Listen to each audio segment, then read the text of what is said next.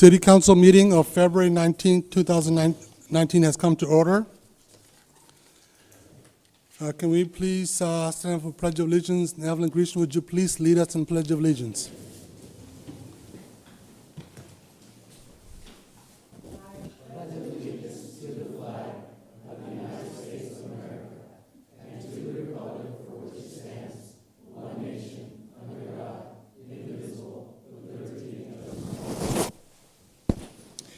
Please remain standing. Our Mayor Pro Tem is not here, but what he likes to do is give a moment of silence for all the law enforcement officials or other public safety officials that have lost their lives or injured. So let's have a moment of silence, please.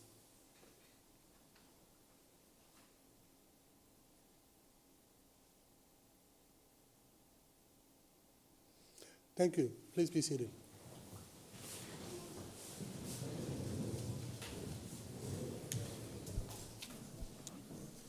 May I have a roll call, please? Roll call. Councilmember Baptista. Present. Councilmember Aguilar. Present. Councilmember King. Present. Mayor Samra. Present.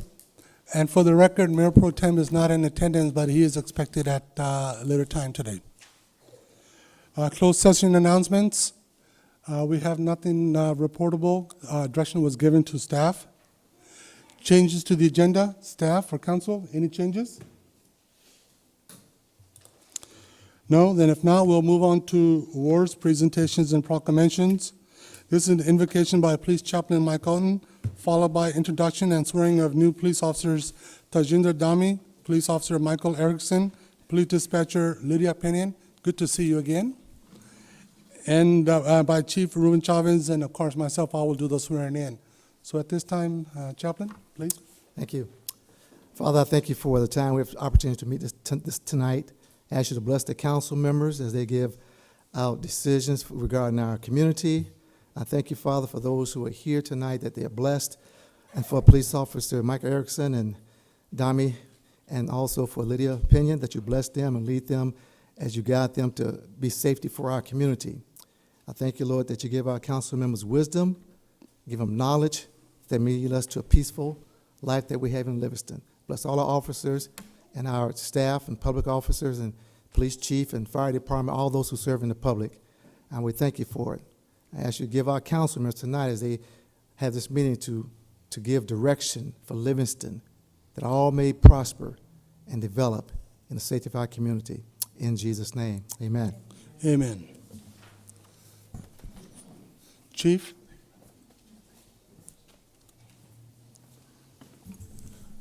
Thank you, Chaplain Alton. Good evening, Mayor, members of the public, council, fellow city employees, and our esteemed members of our police department.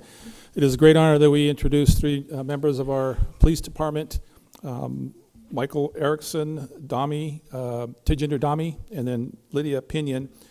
And I just got to say, you're joining a great city and a great police department. Livingston's a great city, and I just want to maybe give a shout out to our officers for the work that they do. They are some of the finest folks I've worked with in the last 37 years of my career. Recently, there was a publication on the safest cities in California based on the 2017 UCR Part 1 and Part 2 crimes. Those are the statistics gathered by the FBI on serious violent acts as well as lower level property crimes. And they tabulate all these statistics together, and they did this for over 7,000 cities in California, and any city that had more than 7,000 residents, they were able to factor it in and come up with a list. And I'm proud to say, because of the work of our officers, our dispatchers, our sworn staff, our non-sworn staff, we're in the top 50 for safest, and that says a lot for all the cities in California. And so being in the top 50, you know, ideally maybe we'd like to be in the top 10, but we're in the top 50, and that says a lot to our personnel. So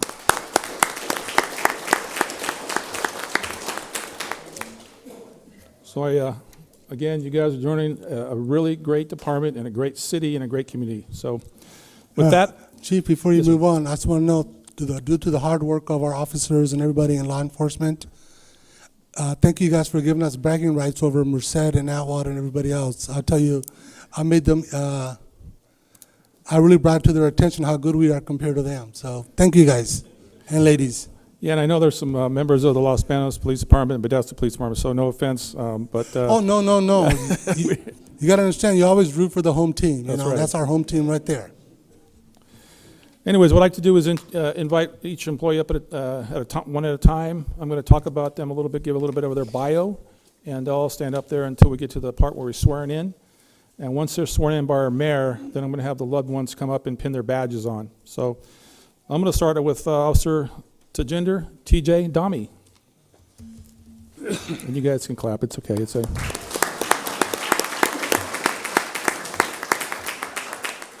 I think it's a good opportunity for us to share the folks that are joining our police department, to keep our community safe and give you a little bit of bio on them. So Tajinder Dami goes by TJ, better known as TJ, grew up in Livingston and graduated from Livingston High School, and later attended DeVry University and graduated with a bachelor's degree in digital forensics. So I think we got a future detective in the works here. So early on, he knew he wanted to go into law enforcement and spent 7 years as a sheriff's explorer with the Merced County Sheriff's Department. He then joined Modesto Police Department as a police cadet and even spent 2 years as a police officer with the Modesto Police Department. Later last year, TJ was given a job offer to join our police department. This was last year in 2018, which he graciously accepted. However, he mentioned that he wanted to get married, and he wanted to get married in India. And I says, well, you know what? Once you start here, you're not going to be able to go get married at all. You've got a lot of commitments here at the PD. So why don't you go ahead and get married, take care of your family life, and then come to us. And so he did that. He actually went to India with a long wedding over there and came back to us with his, well, actually, he's waiting to bring his wife into the States, going through the process right now. But we're happy to wait for him to get to that process and then hire him in, bring him in. His wife, Sharon Preet Kaur Dami, again, she's not able to make it here, but I'm sure she's here in spirit. And later on, if you want, you can send her a clip of this video to her, and she can actually watch you get sworn in. TJ enjoys driving cars, going on road trips, racing on racetracks. Hope you don't race any of our police cars, but he also enjoys playing video games whenever he has some downtime. I think for the next probably 6 months, you're not going to have any downtime. And he mentioned he really likes spending time with his family. TJ joined law enforcement because he enjoys helping people and enjoys making a difference in the community. He's very excited to be able to work in his hometown of Livingston and make a difference here in our community. And those are the folks we want, that want to stay here and make a difference in our community. Attending tonight's swearing are his parents, Raj and Ranjit Dama. Do you guys want to stand up real quick? Raj and Ranjit? So, and on a side note, I had the opportunity to have dinner with Raj in India a couple years ago. It was a coincidental that I was there at the same time. Also are his brother and sister, Amanveer and Simran. Remember Simran? So, and they will be pinning on his badge here in a little bit. Next, I'd like to invite Reserve Officer Michael Erickson.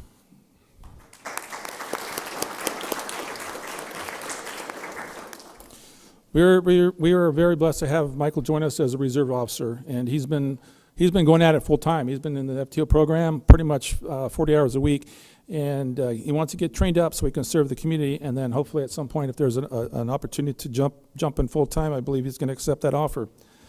He was born in Modesto and grew up in the Central Valley, attending Waterford High School, where he excelled in baseball and football.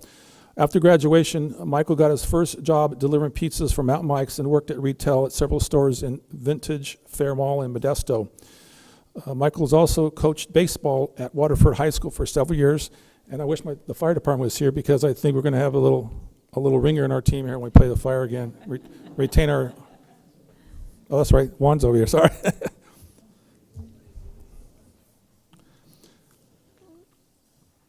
In February 2015, Michael was hired at Home Depot, where he works today, and he is a door and window specialist, which maybe Public Works can help a little bit with that. You know, if you need some help with doors and windows, Anthony? Michael's hobbies include music, where he plays the guitar and piano, and spending time with his son Vincent, along with his wife Katie, both who are here today. I'd like Katie to stand up with Vincent. Oh.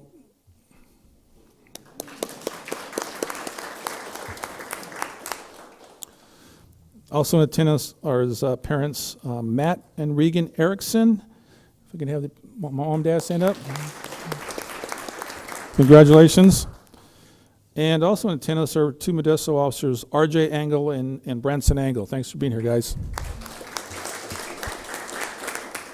Again, we're blessed to have Michael join us as a reserve officer. Yeah, to the Modesto PC officers, Livingston's would be. Did I hear something about a signing bonus? You guys want to pass out some applications? All right, next I'd like to have Lydia Pinion come up.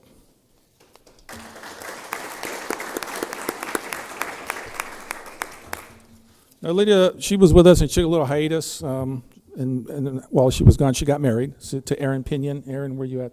Aaron Pinion, Los Banos officer.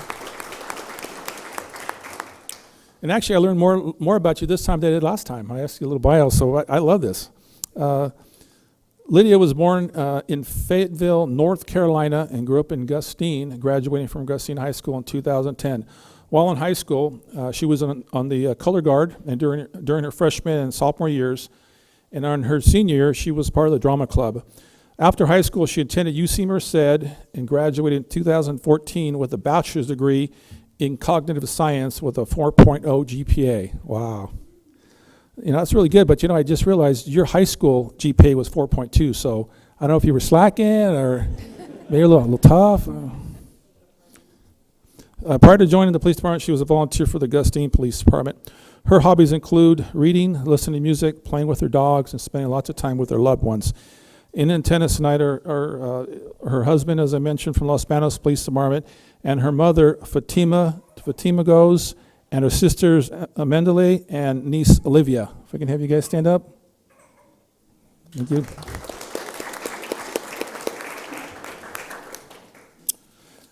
And all the family members, thank you guys for allowing these new employees to join our police department. Again, you guys are joining a great family. So next, if I can have our mayor come up, and we'll do the swearing, and then we'll do the badge pinning. And when we do the badge pinning, I'm just going to encourage everybody, while the family members are up here pinning the badge on and presenting the badge to Lydia, feel free to come up and take pictures all you want. Don't feel like you're in anybody's way. Just come up, okay?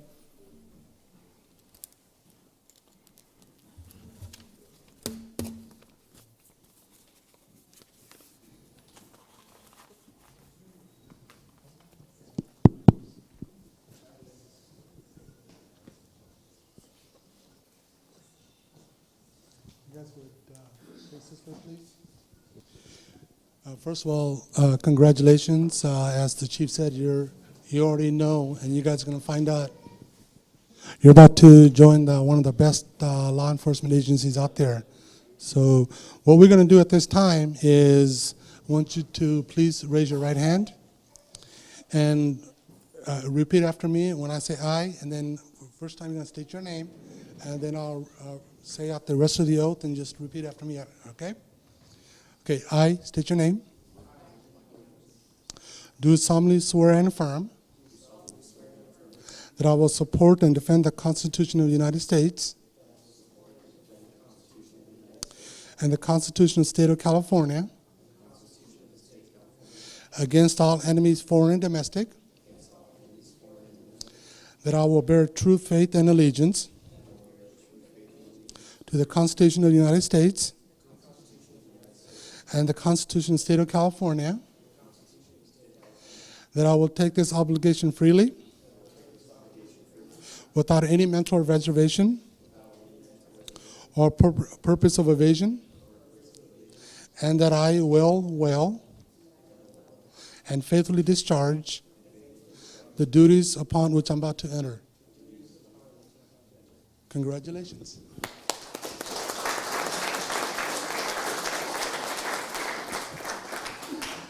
So at this time, folks, you can come out and Chief will hand the badge when he's going to assign to each. Come on up here. We can all do it at the same time. Go ahead, face the audience.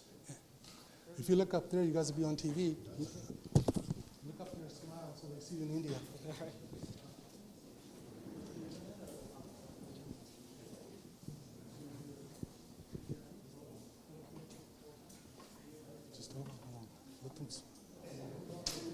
Huh?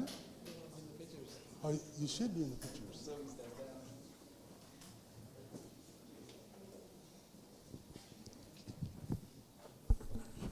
All right, go ahead and pin the badges on your loved one and present the badge. And after, I'm going to give one of our challenge coins to each of our new employees that reflects our values as a police department.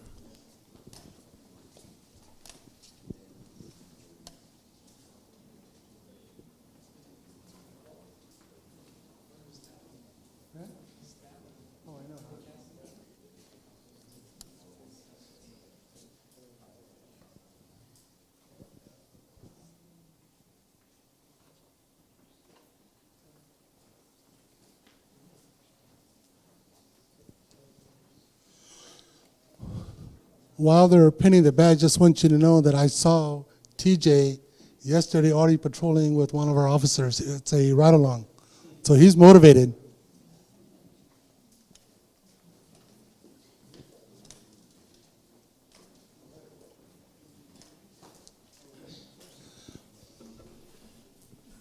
Ladies and gentlemen, I'd like to present our newest employees, TJ, Michael, and Lydia.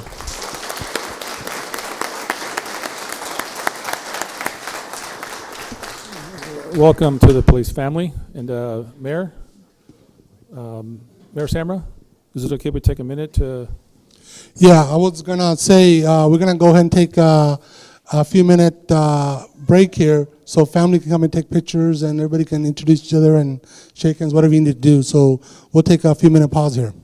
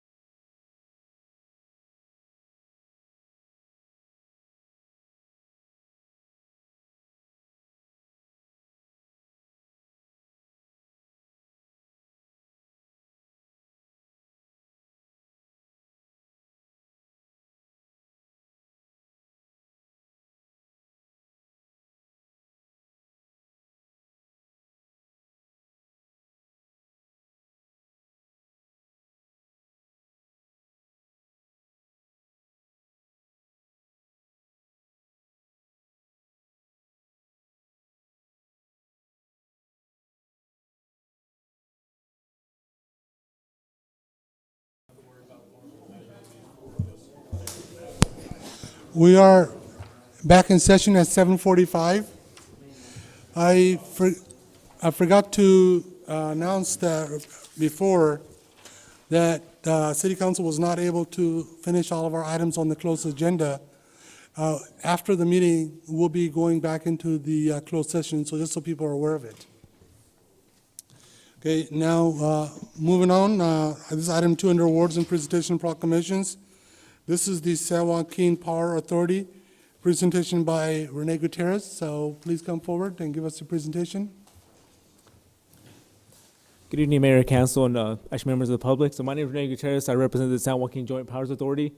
So our goal is to share our vision and give a brief update of Amtrak San Joaquin's and ACE expansion. What that means to Livingston, you'll find out shortly. So thank you for the opportunity to be able to share an update for you guys today. So let's go ahead and begin. Last year on April 26, 2018, CALSTA announced the San Joaquin Joint Power Authorities and the San Joaquin Regional Rail Commission Valley Rail as a major awardee under the TIRSUP application. TIRSUP is a transit and intercity rail capital program.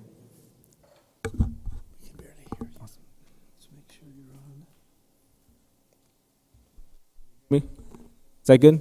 All right, thank you. All right, thank you. All right, so back in April 26, 2018, CALSTA announced the JPA and the San Joaquin Regional Rail Commission Valley Rail project as a major awardee under the TIRSUP application.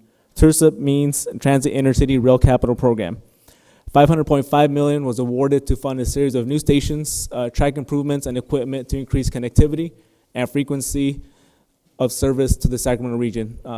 Like I did pass out a value fact rail sheet, so please refer that for more information. Members of the public, there is a fact sheet like in the back desk if you guys want one on the way out, or if you guys already have one, refer to that as well. Here you have our Valley Rail map. Both the San Joaquins and the ACE services will use the UP Railroad Sacramento subdivision between Stockton and Sacramento. The Sacramento subdivision is lightly used Union Pacific Freight Line, which currently does not carry any passenger trains. And if you look, the blue line is current Amtrak service. The purple line is the ACE service. And the circles in the middle that are empty, those are future ACE stations. I think you have a typo there. It should be just Livingston, not Atwater. Yeah, comment noted. Thank you. Next map, we have our Valley Rail daily round trips. So on this map, it's more detailed. So each line represents a daily round trip. Today, there are only 2 round trips from the San Joaquin Valley over to the Sacramento Valley Station. That's on your far right. In the next 5 years, we are going to have 9, 4 for Amtrak, which is the blue, and 5 for ACE trains, which is in green.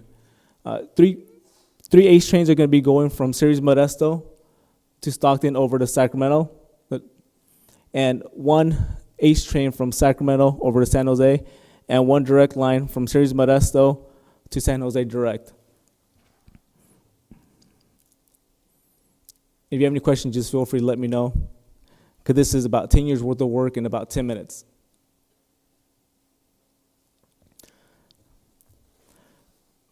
Now take a look at some of the benefits and forecasts. So with the new additions of the routes and schedules, San Joaquin ridership expands to about 1.8 million by 2025. ACE ridership is going to be 3.1 million in 2025. And some of the benefits is that we're going to have a reduction of vehicle miles traveled and also a reduction of greenhouse gas emissions. And with the new services, we'll be providing direct service to over 30% of California disadvantaged communities. Currently, this is our ACE schedule. You have 4 westbound trains, ACE 1, ACE 3, ACE 5, and ACE 7. You also have eastbound trains coming back from San Jose back to Stockton, ACE 4, ACE 6, and ACE 8, and ACE 10. For those that are new, this might be the first time you guys have seen this, but this is a commuter service, 4 trains going up towards the Bay Area and 4 trains coming back for the passengers coming back home. And it starts off in Stockton and goes all the way to San Jose with the stops in between.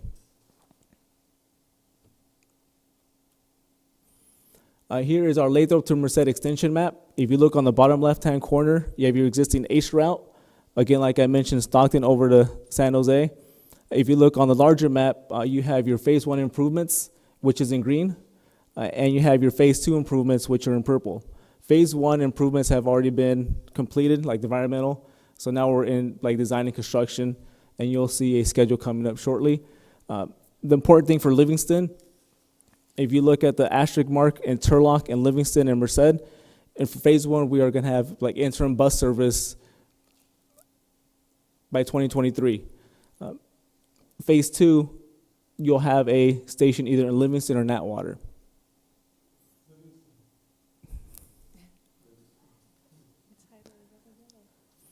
Again, here's the schedule we have.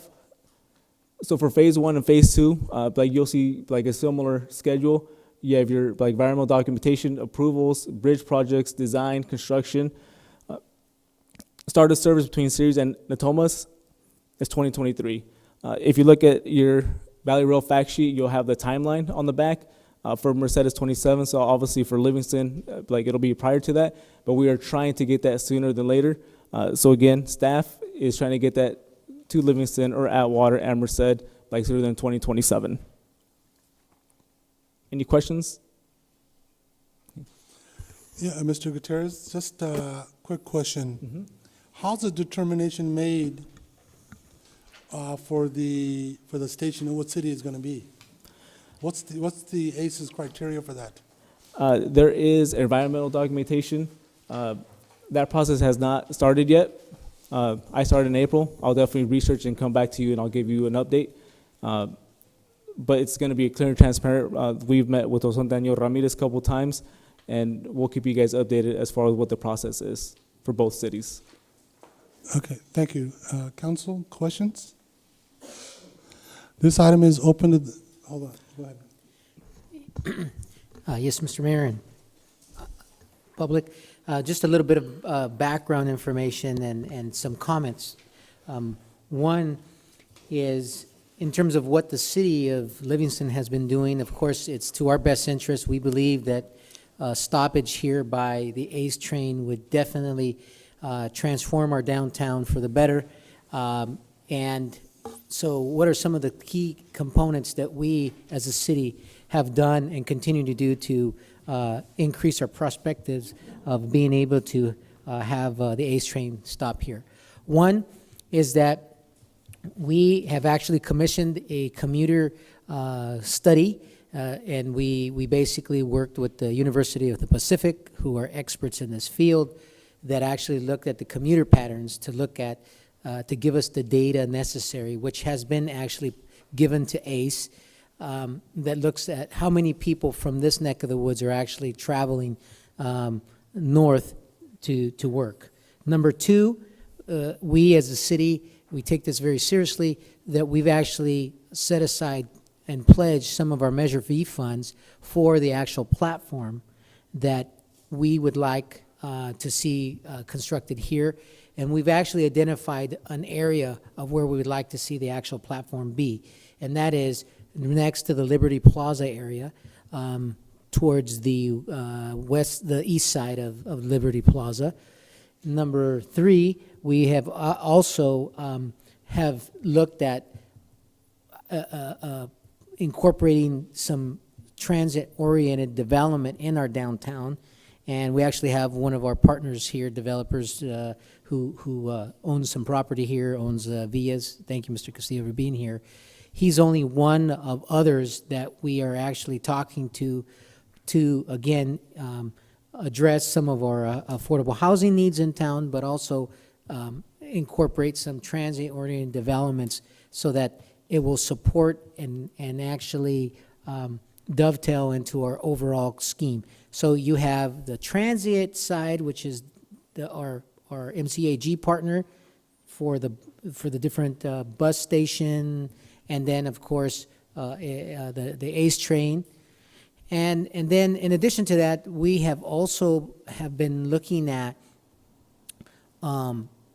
getting support from our different businesses so that they, like Foster Farms and other big employers. And now that we actually have Emerald Textile Services in town, which is looking at employing 300 people, again, we know that some of those are going to be commuting in the future here. So all those components, Mr. Gutierrez, is what I believe makes our community very viable in terms of selecting Livingston to be the home of one of the ACE train stoppages. Lastly, we are also looking at the carpooling and looking at property, and so we've been talking to Caltrans, because as you know, there's some dead space behind the rail station and behind the railroad tracks and Highway 99, and there's a drainage basin that Caltrans put in the wrong place. We need to move that. So if we are successful in landing the ACE train, that we have a parking area that, again, land that's not currently used, that's dead, that we can have, carpooling and people can park, and which will take cars off the road and look at reducing our carbon footprint. So if you can convey that back to the powers that be, that would be awesome. But that's what the city of Livingston is doing, because we believe that we're better positioned to have the ACE train be here. Absolutely, and I appreciate the feedback. And based on phase one improvements, you guys have the advantage of the city of Livingston that you guys have a stop, an interim bus stop, where Atwater doesn't for phase one. So that's going to be a huge factor in determining what city, because you guys have a chance to build the ridership capability prior to having an actual ACE or train platform. So that's something to shine on. Yeah. So yes, thank you for the feedback. And we also know that one other element is that we're farther away from Merced than Atwater, and so I think that that's also to our advantage, rather than having, a little puddle jump. Yeah, thank you, that's Mr. it. Mayor. Yeah, thank you, because I was gonna Well, point thank you. that out. Yeah, To have a stop and then have another stop 3 miles away for a train, it barely gets going. Trains take that long to pick up speed and slow down, so you never really do it. Where we're right ideally in the center between the other stops. If we know Merced's gonna get one, we know that just by sheer numbers. And the other stop, we're right smack in the middle. That's the best place. yeah, I agree, and that's what we're here for, to just cooperate and just work together. So thank you for your feedback. And then this is related, but it's separate. I would love to know, look, passenger rail service is back. We paid millions of dollars to take the train tracks out, and now we're paying $1 million to put it back. And given the fact that there's a refocus with the high-speed train, and there's going to be more money, and it's probably going to go to these types of projects. So what's the relationship between the current, the other train that they're planning between Tracy and Stockton? And I forget, I'm escaping the name right now, but it's something Link, as it relates to the ACE train, because that's not governed by the San Joaquin Regional Rail Commission. It seems to be a group of cities that are pushing that train. The name of the train is Valley Link. But what's Yeah, the question yeah. again? Or the station? How does is it complementary, or does it compete with ACE? And, what's the relationship? If It any? would support ACE, not competition, but it's not actually physically there. So that's not determined at the moment.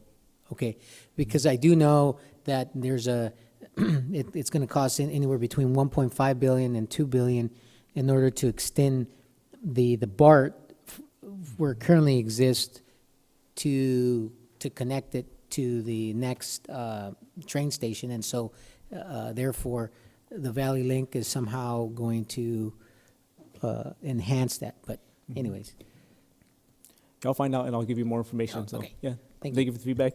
And as promised, I got a video for you guys that Supervisor Valerio Espinosa helped sponsor with Enido. Unfortunately, he's not here today, but I did call him, and so we're here to share that video. and how the city of Livingston and the council can help us out.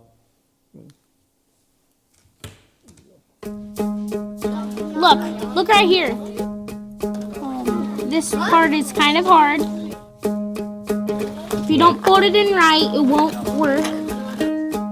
I've never done this type of train before.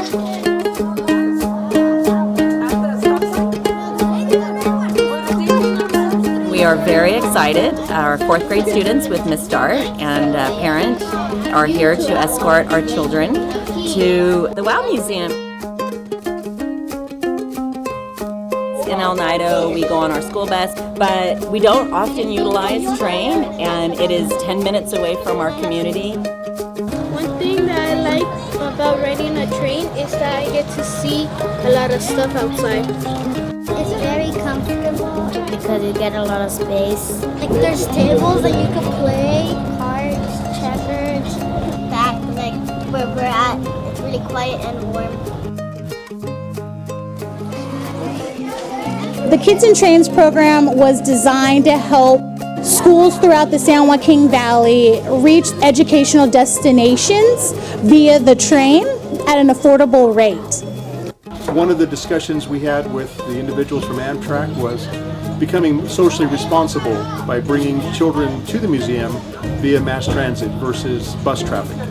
Lessens the impact on our roads, our systems, and promotes access where historically the cost of getting to us via school buses was prohibitive for a lot of schools in our region. I'm learning about the Kids in Train program, and we're hoping to utilize this program. It allows us to branch out and see many, many parts of California that they would otherwise maybe not be able to see. It's been fun on this train.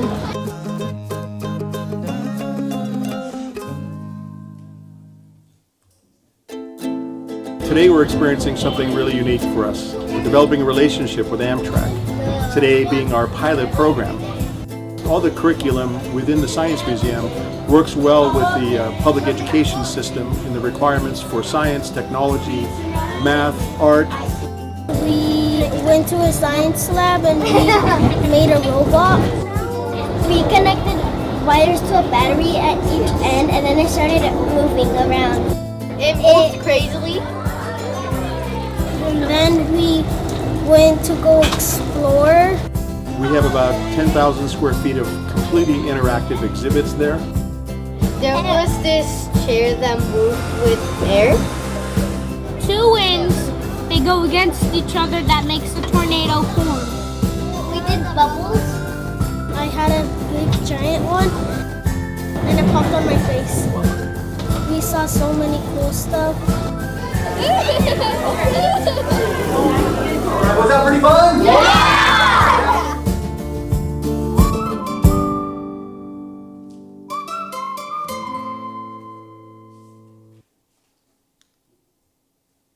So again, that's with the generous sponsorship of Rodrigo Espinosa and like Oneida, like Elementary. So what can you do? You can take like ownership of the Amtrak San Joaquin train. Like it's in your backyard. You have your closest stop either in Merced or in Turlock. Plan a group trip. The best way of knowing what the train experience is like is by actually going on the train. When I started a year ago, and I've been on the train prior to that, I really didn't pay attention, but it is a way different lifestyle and actually mode of transportation. And you tell your friends and family, like just go on the train, like actually post it on social media and help us do some outreach in Livingston. Like, superintendent, just let us know we can do a group trip like that. There's a lot that's done in a group trip. We did a train safety presentation before. We went on the group trip. Kids did essays and were given to teachers. So like it's more of a course than just a train trip. So there's a lot to it than just get on the train. So thank you guys again for the time, and if you guys have any questions, you can email me or you go on our website. If you need more ACE information, you go to acerail.com for more information on the extension. So thank you guys. Thank you. Before you go, does anybody from the audience have any questions or comments? Thank you, Renee, for that. The one thing I just want to, and I'll tout again, the safety of our community. If you compare the stats with our city, that city to the south of us, I'm not going to tell you where they're at in the safe city, but I can tell you right now, it's going to be something that will probably be detrimental to the passengers, property crimes, assaults, things like that. whereas we're very, very low on crime, and I think they'd be better for the 8th Street. So that's all. Hey, Chief, and you can also mention the tour bus friendly element. We've got a couple tour buses here we use. We help out. We can always do something. Yeah. We're working on a project right now. We're going to invite all tour bus companies throughout the state of California. I've been working with them right now. We're providing some tour bus parking zones along the busy parts of the truck stop over there off Gallo. And so we anticipate having a lot of folks coming through our town and stopping and visiting and continue on to different destinations. But I think that's a good opportunity for them to be part of that.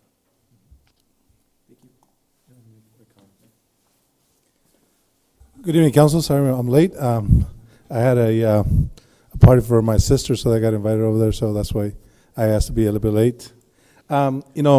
As you can see, with Renee's help, and he reached out to me, and I was happy that I was able to fund, the trip for the kids. I don't have to say much. They were ecstatic, and they had a great time. They learned about the train, and also by, how much fun it is to ride and encourage more riders, safety about trains as well. And, besides all the video, the great time that they had, Renee also, I went out to El Nido School where the kids were from. Because I wasn't able to go that day with the kids on the tour, but I was glad that we were able to go to their class and where they saw the video, and they were just elated. And besides that, the first thing I walk in and I see Mr. McFadden, Marsh McFadden's son, the ones that teaches guitar. He was there. He's a teacher in that class, in that school that teaches guitar lessons. So it's like, hey, the small world. So, but the kids, going back to the kids, I'm asking, I think I already comment in the past that if together with the council, you can come up in the future, fund another class here in Livingston, anywhere. And part of my district, I'll be happy to get together and fund another school somewhere so we can send the kids to either on not just necessarily a train ride, but also something else. It's always great, and the morale for the kids, it just shows that we can help out and they learn about life and everything else. So Renee and to the city council, thank you very much. So I was happy to got here just in time. Thank you. Thank you, Supervisor. And Mr. Gutierrez, what I'd like to do is extend an invitation to you and your staff. We'll set up a time to meet with the council, because we do have 3 new members, and just to make sure that we all know each other. And so I'd like to extend that invitation, and we can get it all organized through the city manager. I'll coordinate that. Thank you. Thank you.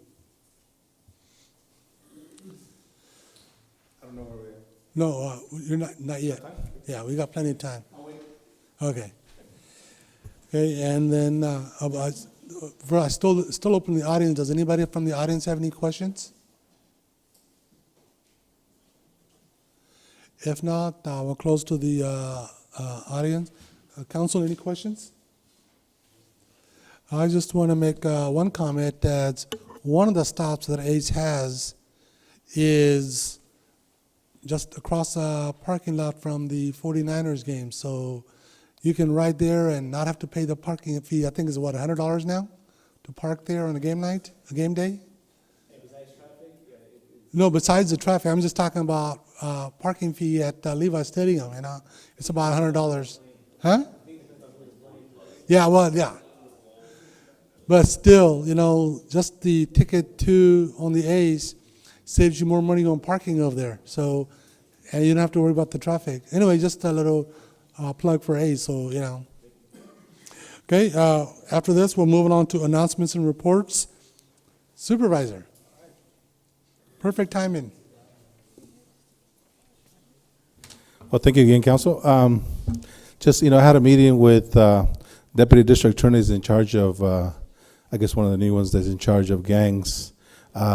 So we got together with a couple of staff members and the Deputy District Attorney, and we're trying to slow down gang violence around my district, around the county. So he met with me and probably meeting with other supervisors that have more gang issues around in their districts as well. So, we're gonna have I'm gonna have a town hall meeting in Planada on May 15th, and they reached out to me and they want to get together as part of the town hall meeting and talk about gang violence, and if just give out numbers where the citizens can call, and obviously we're gonna make flyers and address issues, especially with what are the main issues with citizens around Planada. And if I know that Raul patrols that area, and so I'm going to ask as a deputy sheriff, along with other officers too, see what how they rotate, and also how they can help out better in regards to any gang issues in Planada. We're going to reach out to the sheriff to see if he's able to be out there that day. And also too, I'll have another town hall meeting hopefully in South Merced, and hopefully if needed here in Livingston. So the main topic is how to reduce gang violence and other issues, the violence. And so we're going to have people from the victims' crimes units, and so whatever residents have. So we're going to put the flyer if anybody wants to talk about different issues as well as that. So also too, they want to make sure that they have a tip line where they can call. I'm pretty sure that the sheriff's department has one, but that it's privacy, that nobody, you'll be able to remain anonymous. So if the sheriff has one or the deputy district attorney has one, so that that way they can call. And we're gonna make some hopefully magnetics where we'll pass out the magnetics with numbers where residents can call. So I think that's all I have for this time. We haven't had a meeting at the Board of Supervisors. Our next meeting will be a week from today. And so as I have more information, I'll be gladly. Council, any questions of supervisor? Yeah, what time would that town hall meeting be taking place? May 15 at 6 p.m. 6. And you know what? It's in the works, so we'll be hopefully having it. I'm going to try to see it and talk to Superintendent Gonzalez, which is a alumni of Livingston, and hopefully we'll have it there in the Planada School District cafeteria. So Thank you. thank you. Any other questions from the public? Mr. Ramirez, I believe you have a question. Yes, Supervisor Espinoza, there's a couple of things that I wanted to share. The first is, you're very aware of the Rule 20A funding when you were mayor here, that we approached the county on Underground the utility lines? undergrounding the utility. I'd like to continue to pursue that because I believe that two fronts. One is that B Street is a great candidate because that is a street that both county and city residents use to access, all of the different schools and utilities, et cetera. And so at the time, and you're very familiar with this, but just to give the public a little bit of information, we approached the county, we provided a letter, we actually came up with the cost estimate of what it would take, and we would pledge all of the funding that the city currently has for that purpose. And in addition to that, we asked PG&E if they would upfront 5 years worth of funding so that we can add more towards the pot, and then have the county. And then what the county at the time said was, first of all, that, well, they would have to open it up to all the other cities. I don't have a problem with that, but we're the first ones in line. And then since then, I know that the county has probably moved some of that funding, but they get an allocation every year. And so I would still like to bring that back to the table, because again, that would be a viable project that the funding that we're requesting can be used for this purpose because of the nexus of that being a gateway into the community that's both a county and a city access point. So I would like to reinvigorate that. I know it's been 5-6 years since we were discussing that, and they came back and said no. But I know that one of the projects where they use some of those funds are in the Walnut parking sidewalks and where they remodeled all that Walnut into Winton after the railroad tracks. And also, I know they're going to continue another part all the way to California. So I'm going to discuss it with the CEO to make sure that they are more specific in what type of funds they used and how much was used part of this. And if those funds are supposed to be sent to the cities as well, because I know that you addressed that, but they were never clear or specific on if they're going to be divided within the cities or just for the county. So I know that you say that that's the case, but really they've never told me, the specifics on them. So Yeah, this is a great opportunity for them because we're leveraging city with county money, and we're looking at pledging 5 years of funding into the future to make this project, get off the ground. well, I'll be glad to, like I said, to discuss it with the CEO, and if they say no, then I'll be happy to put it on the agenda, and so we can discuss it publicly. Because sometimes, if that's what we have to do, we'll do it. Okay. And then the last item is just to talk about, the tax sharing agreement is front and center. We've gone back and forth. We have what we believe is a fair and equitable tax sharing agreement, and more than ever, it's very important now because we are, as you know, we don't have our what's the word, our growth within a year, maybe a year and a half, would be stifled if we don't, because it takes a lot of advanced planning, and so we don't want to be in the position where we're stuck, that we're not able to annex additional property and grow for future developments because we don't have a tax sharing agreement in place. So we're going to, I know that our mayor and the committee members, Mr. Aguilar, are looking at meeting with representatives at the county level to keep the discussions going.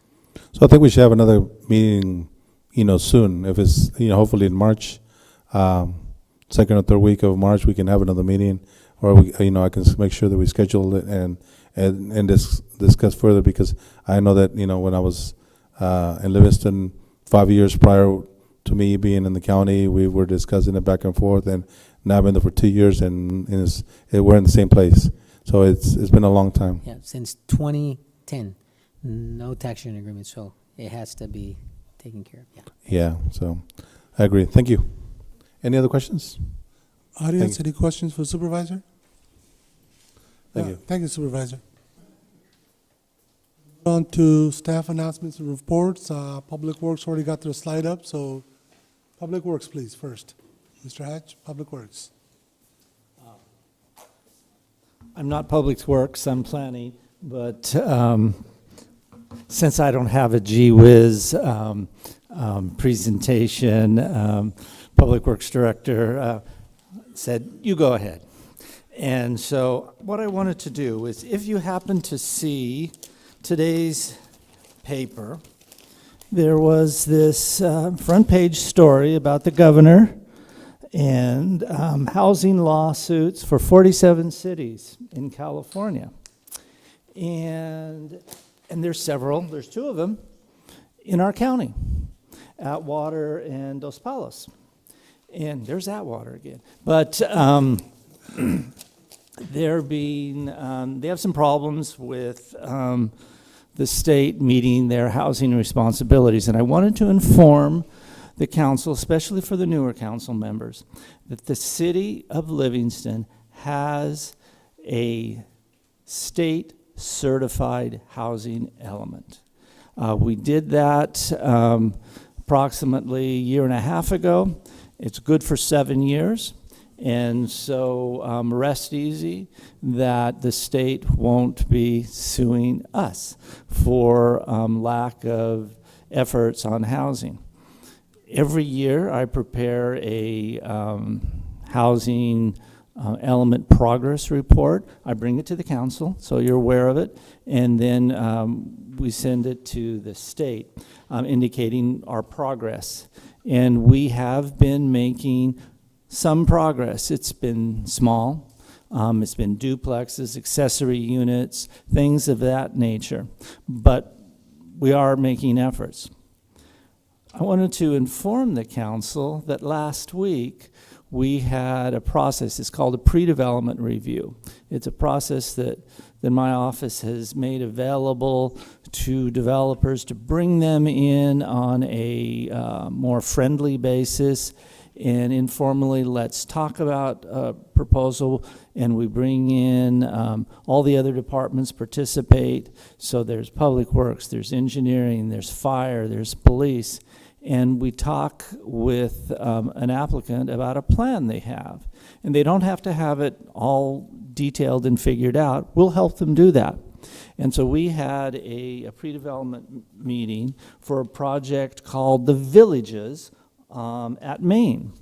And it's located at the end of the southern boundary of Main Street, across the street, Main Street, from the existing apartments there. And it's a relatively large piece of property. And they're talking about putting together 18 three-story buildings that would have in excess of 400 rental units. And so it's a big project. It's a huge project for the city of Livingston. But it's something that would provide a real boost and alternative of housing types and styles for our residents, and it provides a big step in some affordability that is offered. I mean, we have approximately 21 units a month are being developed for single-family homes with the new homes that are being built, and that's great and that's wonderful. But there are some people, for a variety of reasons, that's not the right housing product for them.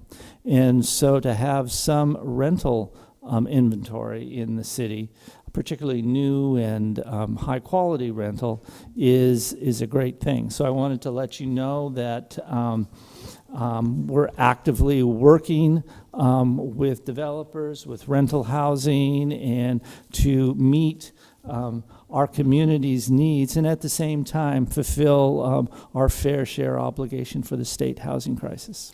Yeah, and that project would be done in phases. Mm-hmm. And one of the other great aspects about that is that it actually makes, if we have slumlords in our community, there'll be a lot more options, and therefore they're going to have to invest in their properties. Otherwise, they'll be losing folks. So it's a good boost. So thank you. Yeah.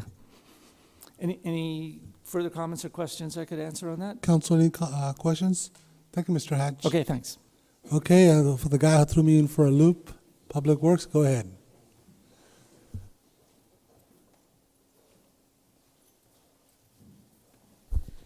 Thank you, Randy. It's going to be a tough one to follow up. Good evening, Your Honorable Mayor, council members, members of the public, my distinguished Public Works co-workers. Anthony Chevria, Public Works. I'm here this evening to present the Public Works Activities Report.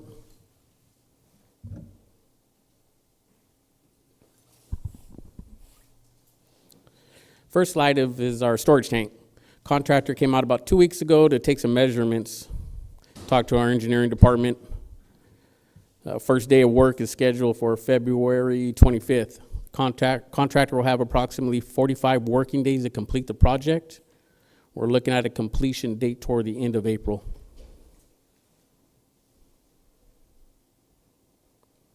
It's a picture of well 13, the airlift project.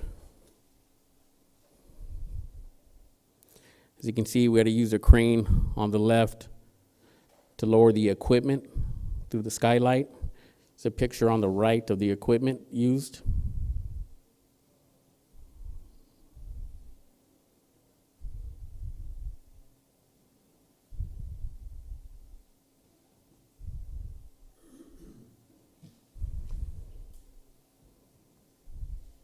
It's a close-up of the device used to actually do the cleaning of the screening. It's a high-pressure nozzles. As it's lowered down, the high pressure is knocking off the buildup on the screens.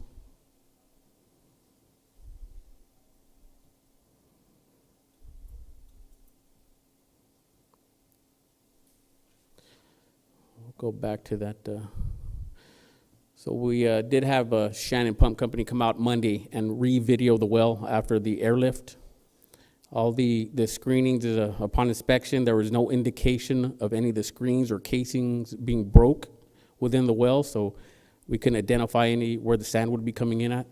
So Public Works staff will continue to work with engineering department to remedy the issue of the sand. It's important to eliminate the sand because, well, 2 reasons. One, a wear and tear on equipment and displacement of media. As if you pump sand, you pump it into your vessels, it displaces the media, and we don't have proper treatment. It's a picture of service repair or water department. Exercise equipment at Gallo Park. Well, that's not exercise equipment, that's just a park bench. But that's my before picture. We're in trouble, huh? It's a picture of the park guys getting ready to install. Here's the install. Came out really nice. As you can see, it's an ADA piece of equipment, exercise equipment. It's ADA compliant. Staff identified this location within the green box there to be the fitness area. They chose that location due to the infrastructure that's already in place. The pathway, ADA accessible. We could pour more concrete pads if necessary. Those park benches will be relocated toward the playground structure. So as mom and dad bring their kids to play in that playground structure, mom and dad can now go to the fitness area and work out.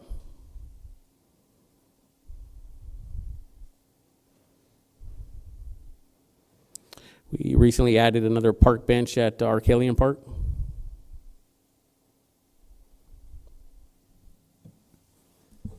Here's a picture of well 14 and 16 TCP project. We did receive 8 vessels that are located at well 16.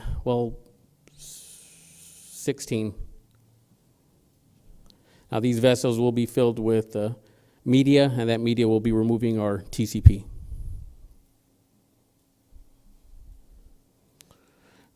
Correct me if I'm wrong, Mario, but we scheduled to go out to bid in March. It'll be advertised in March. And just a quick note there, we actually thinking ahead, because as you know, there's a big fluctuation in price of steel and so forth. We wanted to make sure that, we didn't get a curve in there for the negative. So we actually prepaid so that they can begin the fabrication and everything so that we didn't get a higher price on the actual vessels themselves. And so now that we have the vessels delivered, then we'll pay the other half. I know Captain Bryan already presented the memorial. I just wanted to showcase it at nighttime. This is a nighttime picture. Put some lights on there, illuminated. Looks really nice. I just wanted to show everyone. Another project we're working on right now is Fred Warden Fence Project. Staff's currently relocating irrigation lines in that area, prepping the back end where the fence will be located. There is a canal in that back end. This is just an effort to keep the kids safe in that area.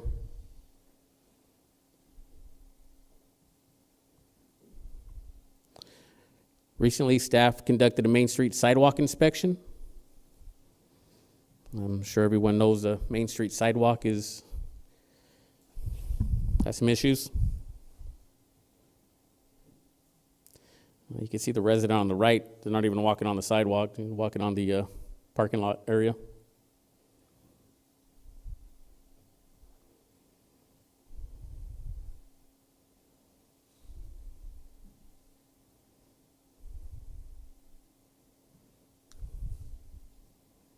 Recently, we have been making repairs on some trip hazards. This location is Oakwood and Briarwood, where we had a resident fall. Same location down the street.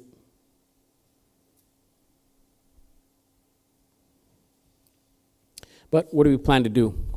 Back to the Main Street sidewalk inspection. So what we're planning to do is staff will prioritize based on hazard. Staff will be creating projects to satisfy the Measure V requirements because this will be funded by Measure V. Demo small areas to minimize the pedestrian impact. Concrete work will be performed on the weekend.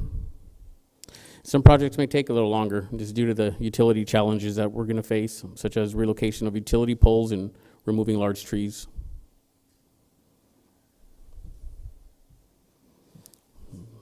That's all, folks.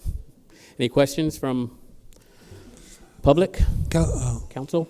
Public, any questions? That's a good idea there. Okay, if nobody from the public, council?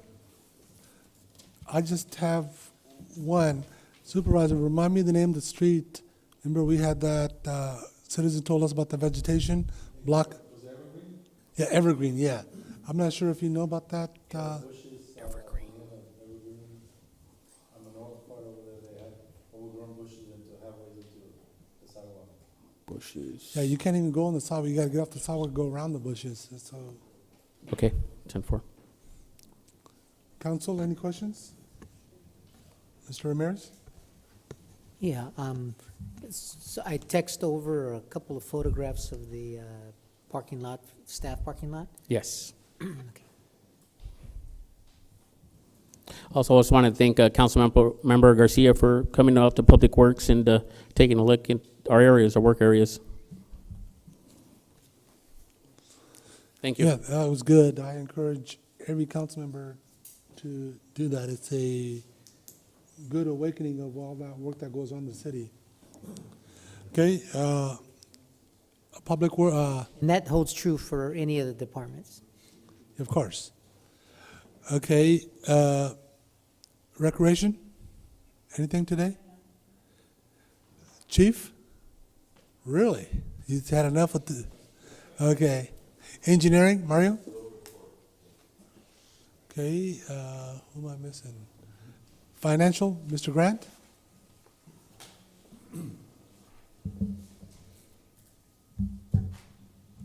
Chi-ching. Thank you, Mr. Mayor. I always hear money going out. Oh. What I want to talk just for a few minutes tonight is about redevelopment. Now, some of you might say, what is that? Others might say, I kind of remember what that was. But back in 2012, almost 7 years and a few days after a court case was decided, redevelopment disappeared. That was a tool that most all the cities in the California used to take care of blight, to deal with housing, and then the governor in his wisdom decided that we shouldn't do that anymore.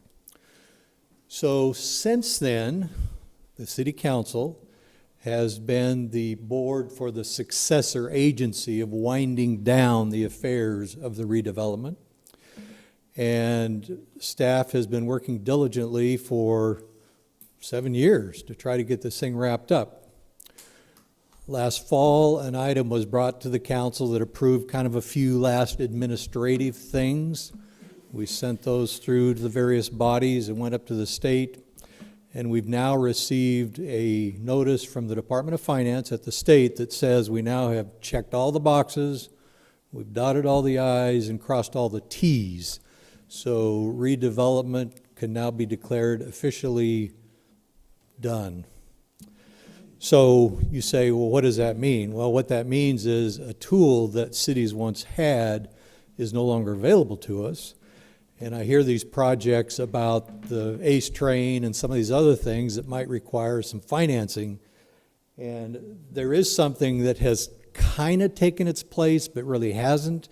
It's called an EFID, an Enhanced Infrastructure Financing District. And to do it, it's like you got to jump through a gazillion hoops, but it is something. It is a tool that's out there. So at some point when we need to start looking at some financing for some major infrastructure for some of these projects, I submit to you that that could be one of the tools that we might look to. But other than that, we're done with redevelopment and it's finished. Any questions? Council, any questions? Audience? No?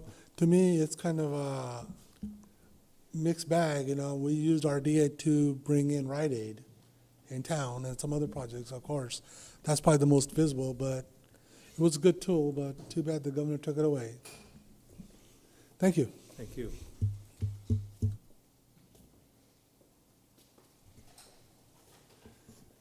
Okay, Mr. Who am I missing anybody in the audience? From staff? No.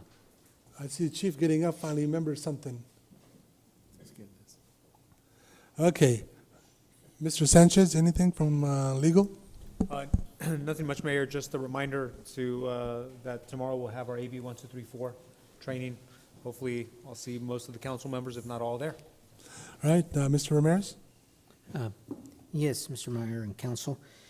And esteemed public, there's a few things. One is we would certainly like to get your input. There's some surveys that have gone out. There's some surveys online through SurveyMonkey, and then we also have some actual copies that you can take. Again, just a little synopsis. The Prop 68, which is under the Parks and Recreation program of the state, there's money to look at enhancing or creating recreation opportunities in the city of Livingston. So right now we have identified a project, and we need to hear from the public. We're going to have a series of workshops.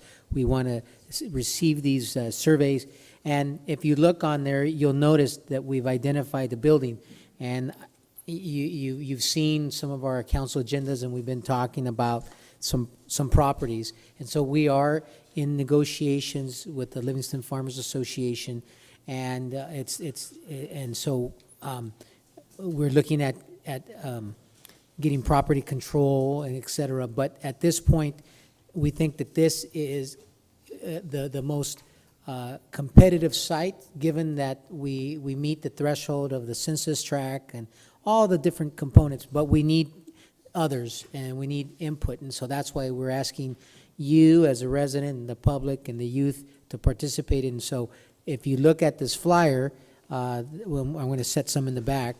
It has the dates of when of these workshops are going to take place. But as far as the survey, we would like to have them back as soon as possible. So I encourage you to partake in talking about what you would like to see and what do you think the needs are for the community. Part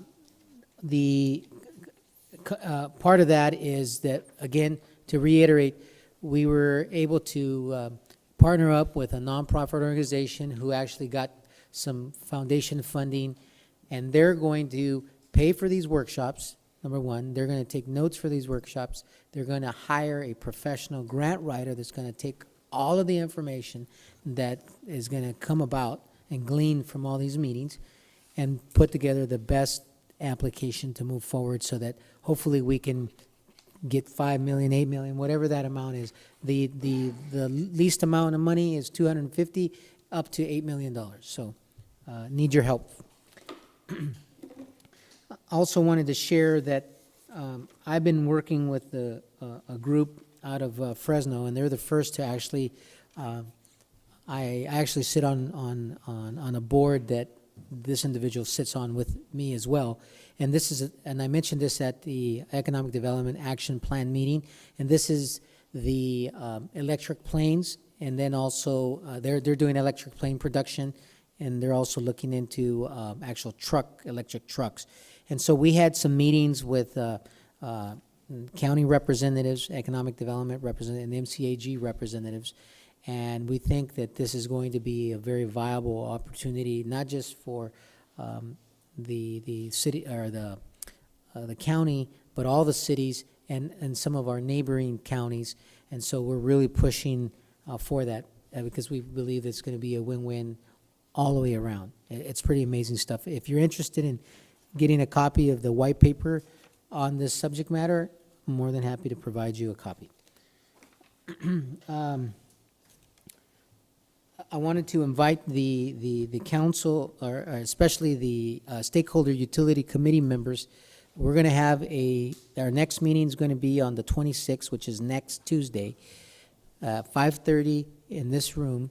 And we're going to be inviting Train, and you might recall that Train is that company that we selected to do an assessment on all of the energy usages and look at water efficiency and energy efficiency. And so they have a pro forma, and they're going to be talking about all this, because as we move forward, that's going to have an impact to every fund that we have in the city, whether it be enterprise funds or general fund. And the whole idea of all this is to where can we save money? And so we'd like to get your input, so we invite the public to come to these meetings, but especially hopefully have all of our stakeholder committee members there. And that's the only item on the agenda so far. And so we would, again, like to get your input before they come to council. More than likely it's going to be at 5:30 here. Okay?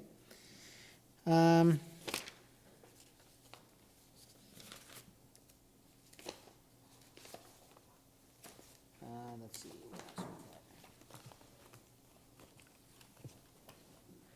That is it for now, unless council has any questions for me. Thank you very much. Council, any questions for city manager? Public, any questions? We see a Tweety bird walking up. A snail lady. She's a snail lady. Yeah, I'm just a gardening snail who's a Tweety at heart, so. There you go. Okay, I was wanting to know if you could be a little bit more specific on that grant project you were talking about with the recreation, because I noticed that we're asking for input on having this project, and the site that we're looking at is the one which is the Livingston Farmers Association. So that information is going out, but we haven't closed on that property yet. That's so I was wondering if, since it's out, that we're actually looking to buy that piece, if you could be a little bit more specific or give us a few more details on how close we are to actually closing on that property. Yes, thank you very much. So we have negotiated. They have accepted our offer, and right now we're in our due diligence period, meaning that we're doing our environmental assessment of the property, make sure that there's no issues. And so technically there is site control from both sides. There's an agreement, but again, it's not final until it's final. However, given the time frame that we have before we actually have to submit the grant, I anticipate everything to be A-OK, and when the state looks at these things, they just want to see something on paper, and so I anticipate all the boxes checked and meeting their threshold, even though money hasn't been transferred. So thank you. Anybody else? If not, oh, go ahead. Regarding the LFA buildings, wondering, Wapner King, 657 Clara Court. Are both buildings being purchased? Because I know that there is one on the west side and one on the east side. Yes, thank you, Mr. King. So the actual property listings, it's all one purchase, and including the building in question for the recreational aspect. We are also looking at, again, all one price. Included in that is the other building, so the first building is about 15,000 square feet. The building that's adjacent to that is about 25,000 square feet. And then, you have a 1 acre lot, and then you have what I would call like a parking lot.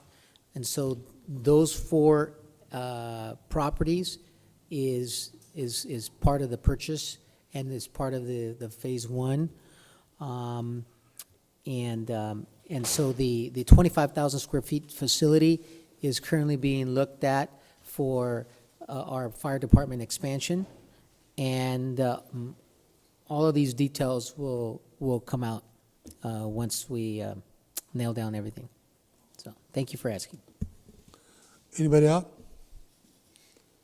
If not, we'll go to council members' announcements and reports.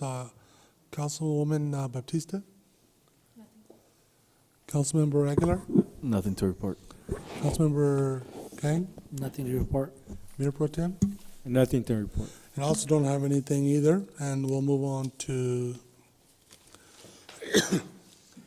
citizens' comments. This section of the agenda allows the members of the public to address the city council on any item not otherwise on the agenda. Members of the public, when recognized by the mayor, should come forward to the lectern and identify themselves. Comments are normally limited to 3 minutes in accordance with the state open meeting law. No action will be taken by the city council meeting this evening. For items which are on the agenda of the evening, members of the public will be provided an opportunity to address the city council as each item is brought up for discussion. Public, this is a citizen comment. Anybody has comments to make?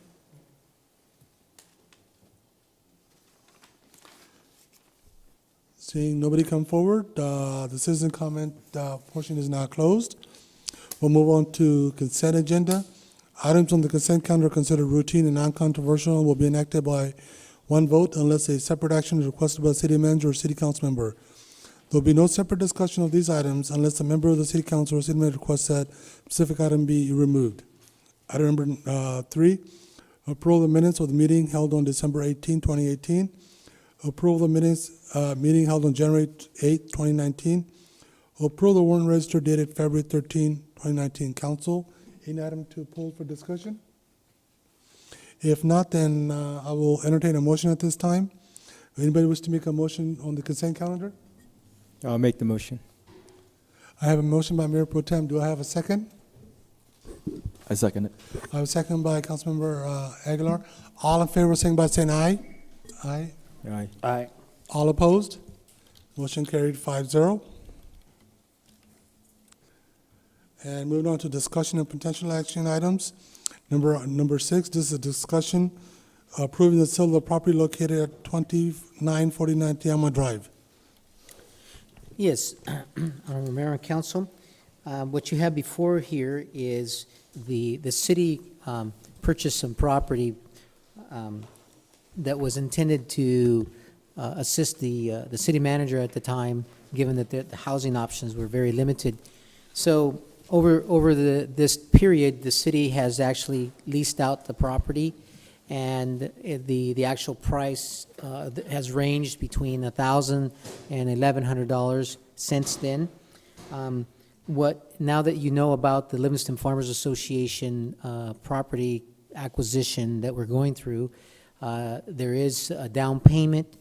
This money, the money that if we sell this home, this money goes back into the general fund, and we intend to use this money and some other money in order to give down the down payment that the Livingston Farmers Association is looking for as part of the negotiated price. And we actually conducted for all properties we have to hire a MIA appraiser, and they did an appraisal, and so the price, the fair market value was at $260. The staff report says $279, but it's actually should be $272 is what the purchase price that they offered. Once you look at the commission, both by the selling agent and the listing agent, what we would be getting back, or that would be getting back to the seller would be 251-195. And again, this particular funding we intend to use as part of our down payment for those property acquisitions. In order for escrow to close, we would need a council resolution to finalize this purchase and move forward. So we're asking council to accept the sale of this particular piece of property with the stipulated contract that you see here for sale. Okay, thank you, Mr. Ramirez. Council, any comments? If not, this item is now open to the public. Does anybody wish to come forward? If not, it is closed to the public. Council, any further discussion? If not, I will entertain a motion. Does anybody wish to make a motion? Okay, I make the motion that we approve the resolution approving the sale of the property located at 2949 Tiama Drive. I have a motion by the mayor. Do I have a second?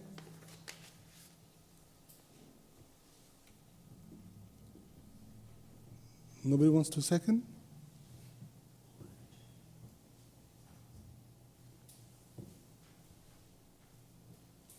No? Okay, it dies for lack of second. We'll move on to the next item. This is the resolution approving the sale of the property located at southwest corner of Olive Avenue North Main Street. Mr. Ramirez? Yes. The city owns a piece of property that's actually currently zoned for multifamily housing. It's a 2.7 acre property off of Main Street. This particular property, just a little bit of a back history on this, is that particular property was property that Foster Farms actually exchanged for city vacating property, the streets that actually went to Foster Farms. And so once the city vacated those pieces of property, Foster Farms, in essence, exchanged that 2.7 acres for that property being vacated. Again, there was an appraisal done. The appraisal for that property was $150,000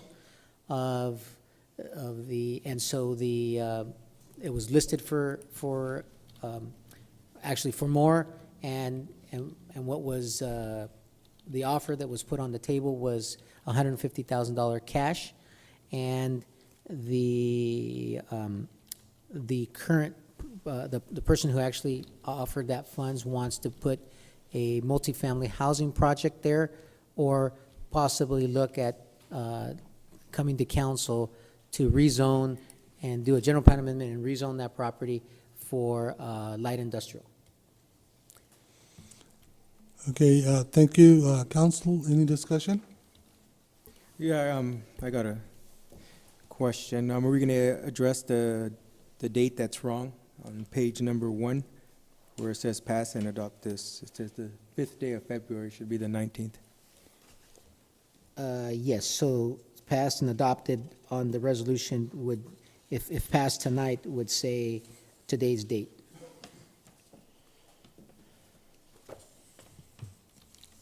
February 19.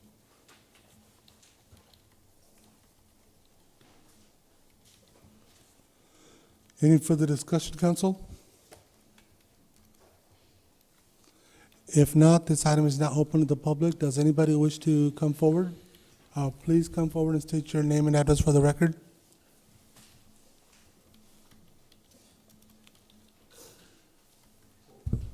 That's okay, I'll be really quick.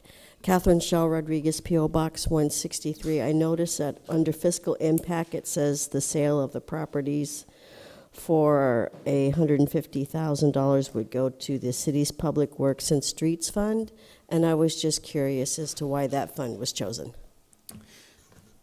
Very good question. So again, the streets that actually went into Foster Farms, in front of the Foster Farms Administration Building, etc. So the city acquired those right-of-ways many years ago, and so because of that, because of that, this property, the 2.7 acres, was to replace those streets. And so that money that's generated from that property needs to go back into the streets. And so that's why it's intended to go back. Mike Torres, 1668th Street.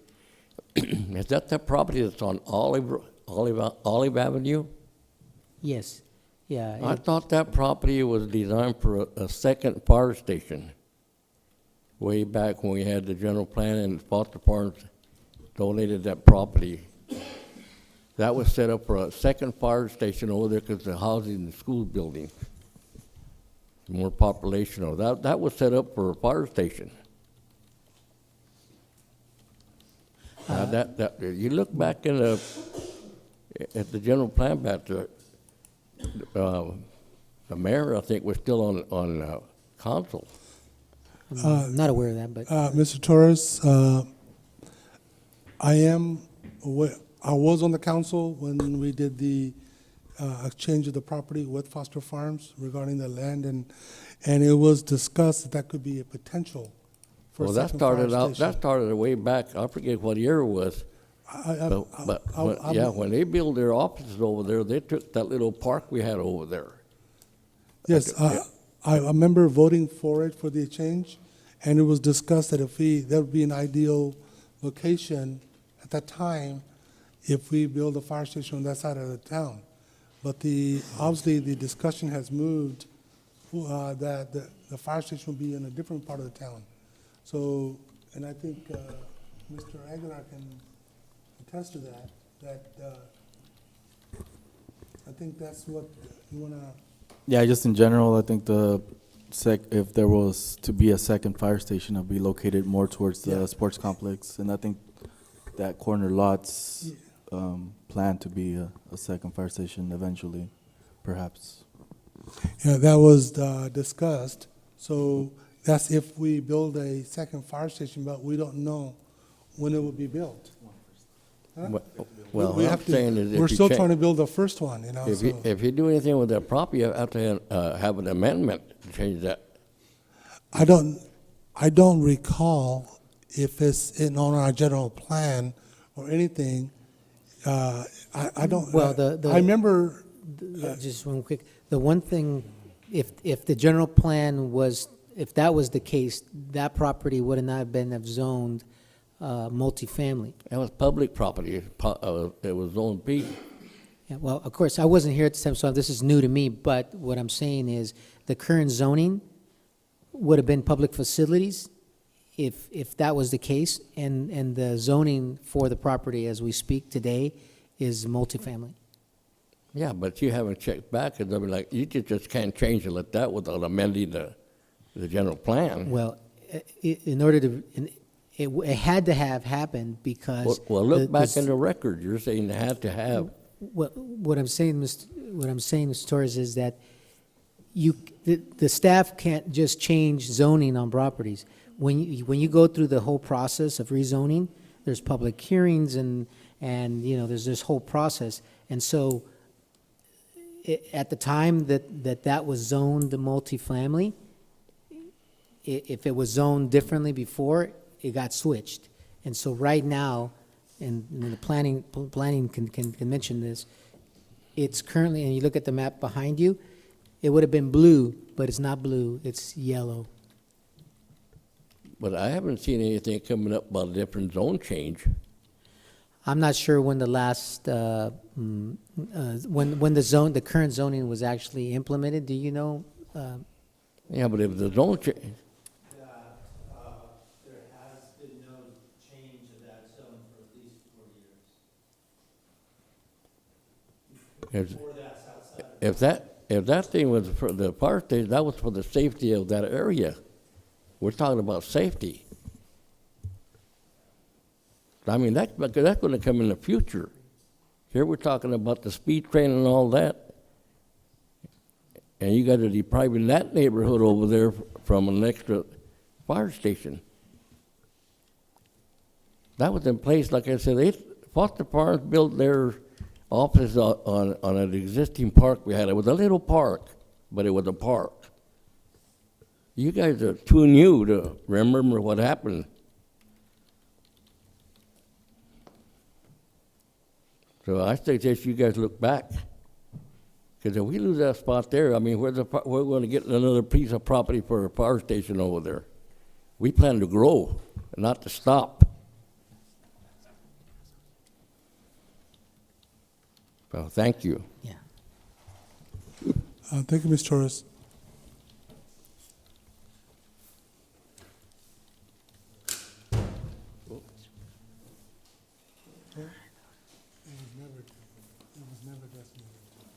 Council Rodriguez Espinoza, Livingston. Let me address that.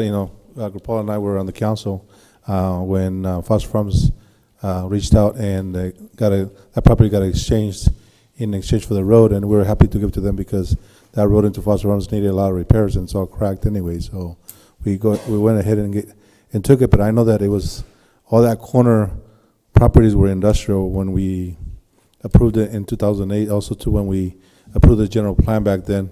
It was all industrial, and I don't know how it changed to R3. A lot of properties changed, and I was just in awe that looking at the general plan that our general plan was denied, and that property changed anyway. Somebody changed it when the former planners were here. Randy was not here, and it was changed, so we can't do anything about it. And it's been vacant like that, and also too. Foster Farms gave us an easement, and there was discussions about a potential fire station there. They gave us an easement towards the front on the Foster Farms side, so that property has an easement towards the front in case there was to build a fire station. But it was nothing concrete. Nothing was changed in the plans, and it wasn't changed to public use. So it just stayed the same thing. It was industrial, and then it got changed to R3, all that corner, including everything on Foster Farms all the way to Olive, all those houses were industrial, and it got changed. All those got changed to R3, and I don't know how it changed. It never became for our approval, but in the new general plan that supposedly was denied, it got changed. So I saw that years ago, and but it was not public use. We discussed about having a potential, being potentially, but anyway, that was done. We did talk about a potential, but I don't think it was ever correct done. But also too, we discussed heavily that corner of Walnut and Dwight that was going to be used for the fire station. So that is there just in case, the city wants to develop a fire station over there, but also too, if the council would decide that if they want to put a fire station in the meantime, with there's buildings over here. So, but I just wanted to address that because I remember that specifically, and I saw that when the zoning changed on it after 2008, even though it was denied. So, I couldn't say anything. I brought it up, and nobody said nothing anyway. So, I just want to address that. Thank you. Thank you. Anybody else? If not, then this item is now closed to the public. Council, any discussion? Yes, I would like to request to continue this item so we could get the information, Mr. Torres, or look into it more since, I'm fairly new on it and I didn't know anything about that. So. Okay, I have a motion for continuation. Do I have a second? Yeah, I'll second it. Okay. Roll call. Yeah, may I have roll call, please? Okay, roll call. Councilmember Baptista? Yes. Councilmember Aguilar? Yes. Councilmember King? Yes. Mayor Pro Tem Garcia? Yes. Mayor Serma? Yes. Motion approved.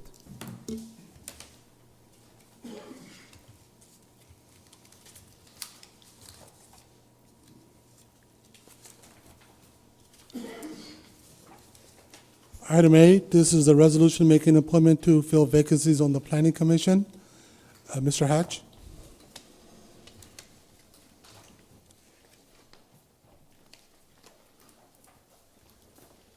Thank you, Mayor and members of the council.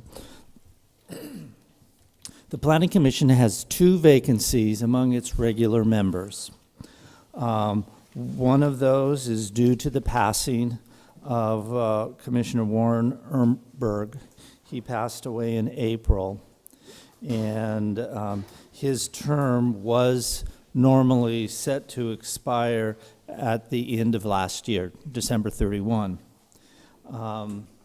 And the other vacancy is due to the election of Mario Mendoza to the Merced Community College Board of Trustees for District Area 1. And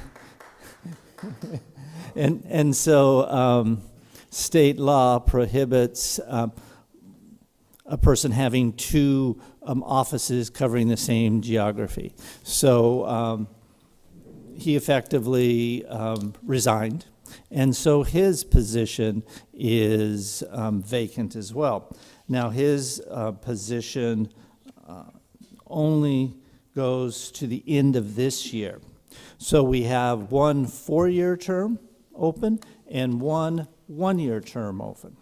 Now, I do want to comment that with the passing of Mr. Umberg, it was difficult to get a quorum. And so the Planning Commission has an alternate member, and Jason Roth is that alternate member. He continues to serve in that capacity.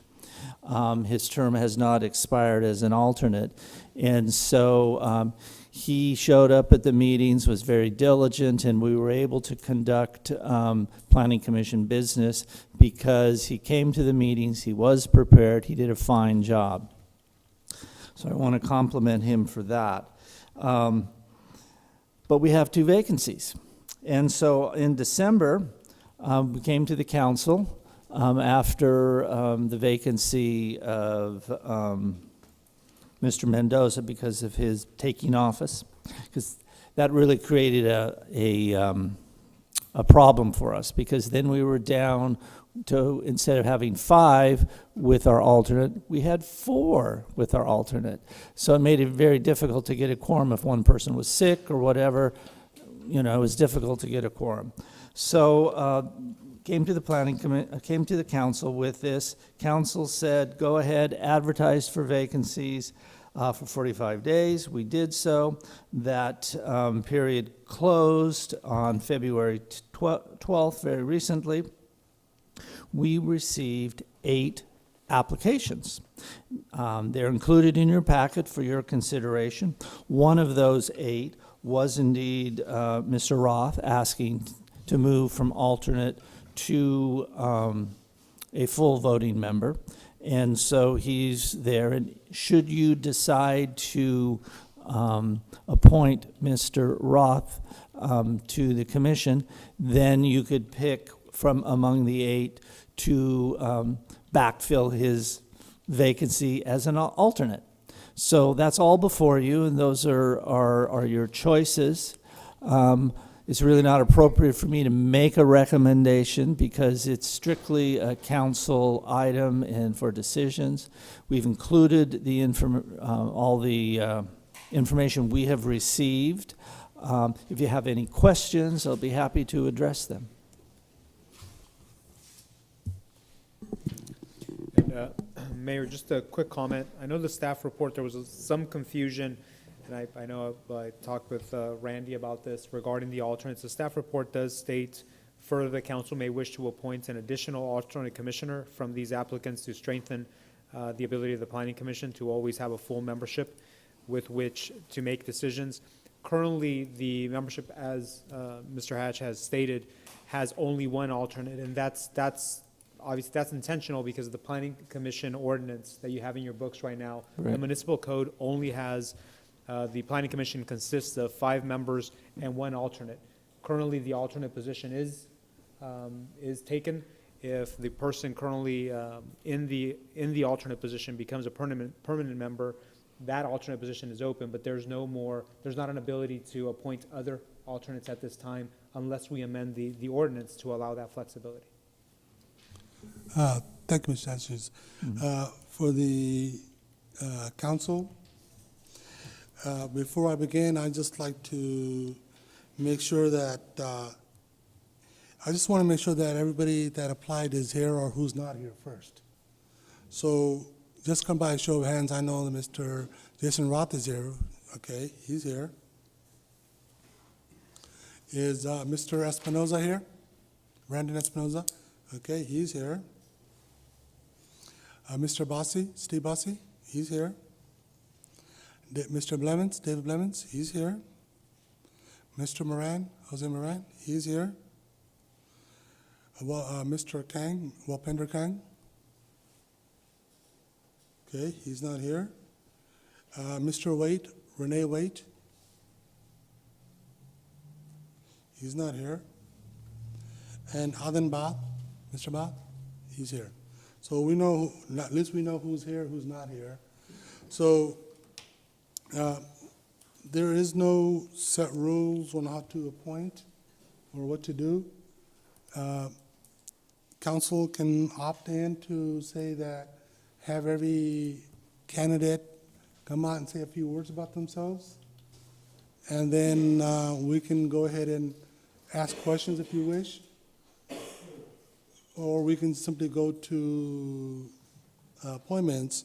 So what's the pleasure of the council at this point? Do you wish everybody candidate to come and introduce themselves first? Well, I think maybe would you want candidate to come up, or what do you want to do? Yeah. Okay, then what we'll do is, because we have two different types of permanent replacements, we don't know who we're going to appoint. So we'll go out with the term that expires on December 31st, 2022. That's the longest term. So at this time, does anybody wish to make a motion to appoint? Oh, I'm sorry. Before I do that, I do need to open this. It is a resolution, so I do need to open it to the public, and any candidate wish to, they can come up and, of course, speak as well. So this item is now open to the public. Does anybody wish to come forward?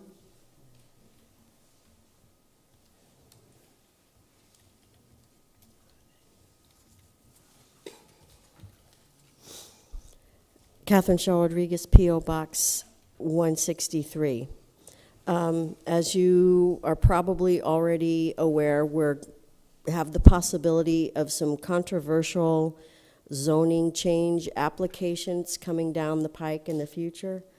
Given that, and another piece of background is during the discussion about the Recreation Commission appointments back in September 18th,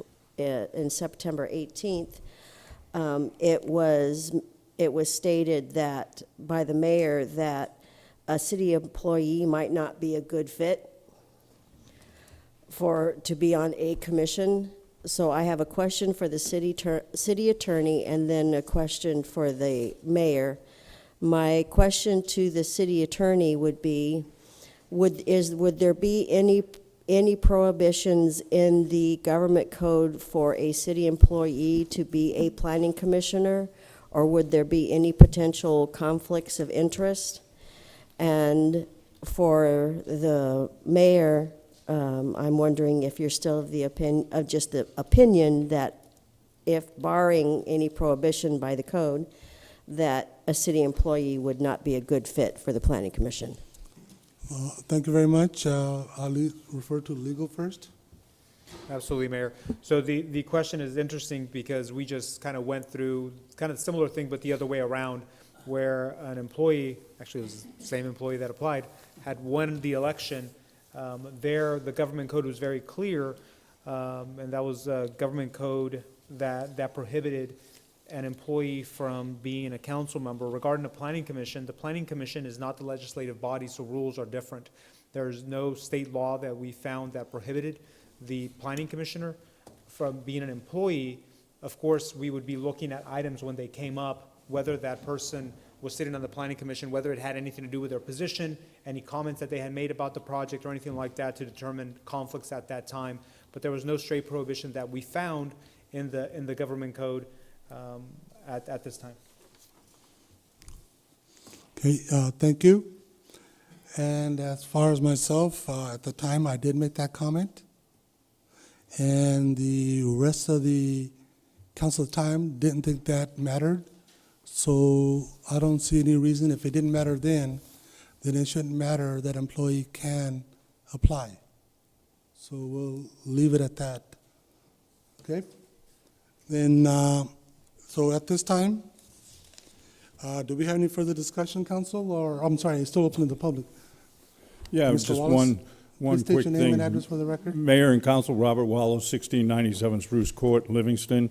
I know the city attorney addressed the secondary alternative, but I just want to say in the last 4 years that I researched back, and since I've been on the commission, we have never not had a quorum with just the 6. So, and that's based to who the council has put on. And then my question then for the city attorney would be, if the council was to appoint Jason Roth to the 4-year term, and then we'd need one person from Commissioner Mendoza's term, but then you'd also need to fill Jason Roth's position that expires in 20, can you do all 3 tonight? Yes, we could do all 3. I think that the title on the agenda was broad enough. The resolution would be amended to add that third position. Perfect. Okay, thank you. Anybody else from the audience? Any applicants want to put themselves forward up there right now? Too shy? That's okay, no problems. So I'll bring it, this item is now closed to the public. I'll bring it back to the council. Council, any discussion?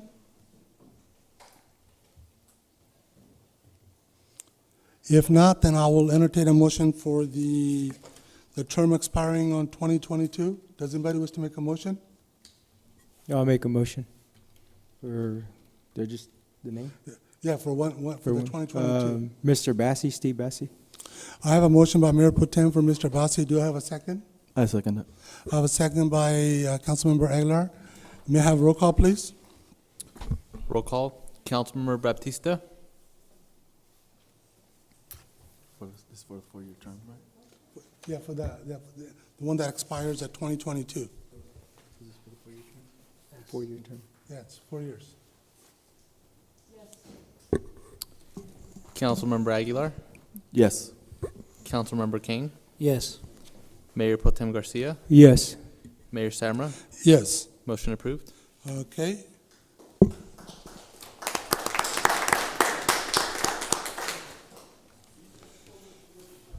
Okay, now for the term expiring in December 31st, 2019. Does anybody wish to make an appointment? I'll make the motion. For December 31st, 2019, correct? Yes. Mr. Bath? I have a motion by Mayor Pro Tem for Mr. Bath. Do I have a second? Yeah, I'll second that. I have a second by Councilmember Kang. May I have roll call, please? Roll call. Councilmember Baptista. Councilmember Aguilar. Yes. Councilmember King. Yes. Mayor Pro Tem Garcia. Yes. Mayor Samra. Yes. Motion approved. Did I do this wrong? Yeah, just we got the appointments now. We just need the resolution. Yeah. Okay, now that we have the appointments, we need someone to make a motion to adopt our appointees. Does anybody wish to make a motion for the resolution? I'll make a motion. I have a motion by Mayor Pro Tem Aguilar, Garcia. Do you have a second? I'll make the motion for the second. May I have roll call, please? Councilmember Baptista. Councilmember Aguilar. Yes. Councilmember King. Yes. Mayor Pro Tem Garcia. Yes. Mayor Samra. Yes. Motion approved. Okay, so what we have now is Mr. Bassi is appointed to the 4-year term. Mr. Bath is appointed to the term expiring at the end of the year. And Mr. Roth, you're still the alternate. Also, what I'd like to do is to bring at the next council meeting a change to the planning commission to add another alternate position. So we need to resource, what we need to do is to bring forward the ordinance to have amend our planning commission makeup at the next council meeting, please. Okay? And with that, I get to swear in 2 new people. So if you guys can come forward, we'll swear you in right now. And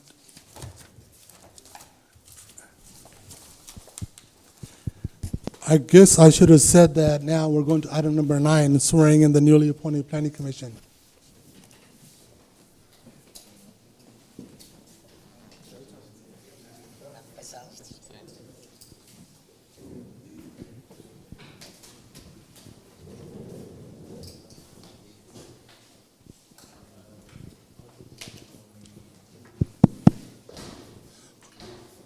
What? Hold on. First of all, congratulations. Congratulations. We look forward to having you on the planning commission. Do you wish to say anything before I swear you in, other than? Appreciate the opportunity that the council has provided, and I look forward to working with and for the future growth of Livingston. Okay, thank you. And I know you've already been through this, and maybe you haven't done for planning commission, but oath is pretty much the same. So at this time, I would like for you to raise your right hand. And then what I'll do is when I say I, state your names, and then just rest of the oath, just repeat after me, okay? I, state your name, do solemnly swear and affirm that I will support and defend the Constitution of the United States and the Constitution of the State of California against all enemies, foreign and domestic, that I will bear truth, faith, and allegiance to the Constitution of the United States and the Constitution of the State of California, that I will take this obligation freely without any mental reservation or purpose of evasion, and that I will and faithfully discharge the duties upon which I'm about to enter.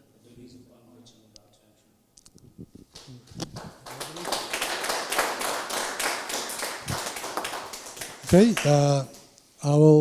you are now officially, I will sign this, and we need you to sign some paperwork. Okay, and this one for Mr. Attorney, would it be already okay for them to attend the ethics tomorrow? Yes, absolutely. Okay, just so you folks know, tomorrow we have the ethics training at 5:30, so it'll be okay. All right, let me sign this and.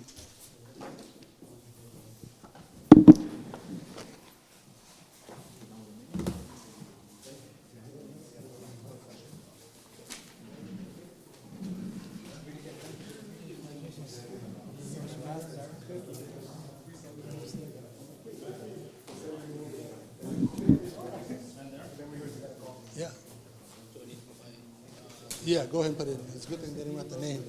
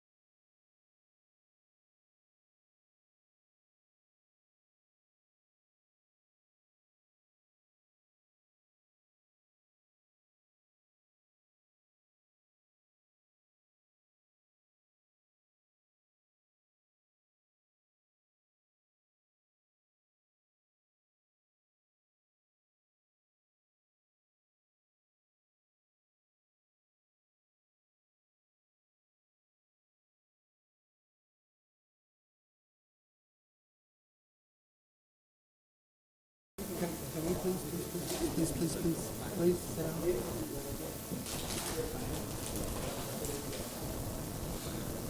Just for,